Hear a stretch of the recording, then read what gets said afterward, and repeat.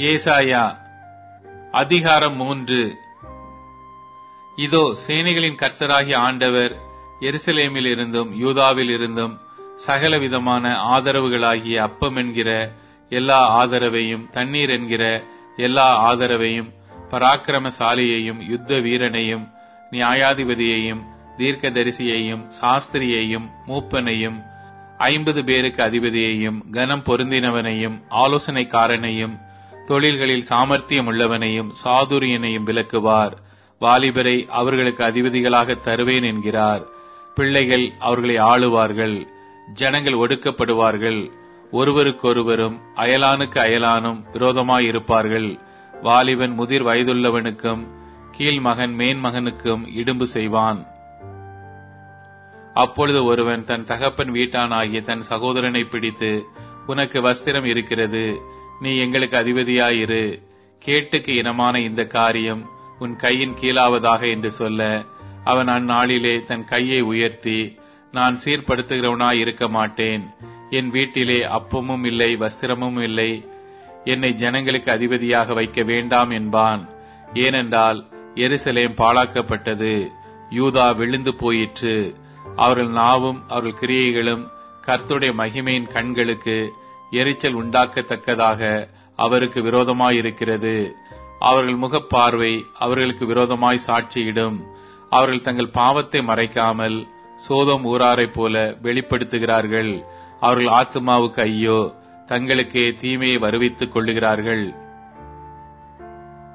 உங்களுக்கு நன்மை உண்டாகும் என்று நீதிமான்களுக்கு சொல்லுங்கள், அவர்கள் தங்கள் கிரியைகளின் பலனை அனுபவிப்பார்கள். துன்மார்க்கனுக்கு ஐயோ, அவனுக்கு கேடு உண்டாகும், அவன் கைகளின் பலன் அவனுக்கு கிடைக்கும். பிள்ளைகள் என் ஜனங்களை ஒடுக்குகிறவர்களாயிருக்கிறார்கள், ஸ்திரீகள் அவர்களை ஆளுகிறார்கள். என் ஜனமே, உன்னை நடத்துகிறவர்கள் உன்னை மோசம் போக்கி நீ நடக்க வேண்டிய வழியை அழித்து போடுகிறார்கள். கர்த்தர் வழக்காட எழுந்திருந்து ஜனங்களை நியாயம் தீர்க்க நிற்கிறார். கர்த்தர் தமது ஜனத்தின் மூப்பரையும் அதன் பிரபுக்களையும் நியாயம் விசாரிப்பார். நீங்களே இந்த திராட்சை தோட்டத்தை பட்சித்து போட்டீர்கள். சிறுமையானவனிடத்தில் கொள்ளையிட்ட பொருள் உங்கள் வீடுகளில் இருக்கிறது.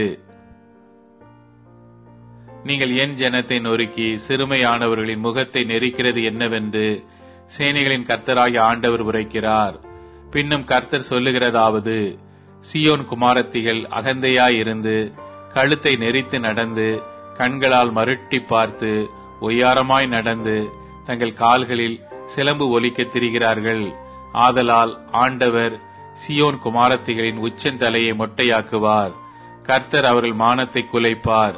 அந்நாளிலே ஆண்டவர் அவருடைய ஆபரணங்களாகிய சிலம்புகளையும், சுட்டிகளையும், பிறை சிந்தாக்குகளையும், ஆரங்களையும், அஸ்த கடகங்களையும், தலைமுக்காடுகளையும், சிரபூஷணங்களையும், பாத சரங்களையும், மார்க்கச்சைகளையும், சுகந்த பரணிகளையும், தாயித்துக்களையும், மோதிரங்களையும், மூக்குத்திகளையும், வினோத வஸ்திரங்களையும், சால்வைகளையும், போர்வைகளையும், குப்பிகளையும், கண்ணாடிகளையும், சல்லாக்களையும், குல்லாக்களையும், துப்பட்டாக்களையும் உரிந்து போடுவார்.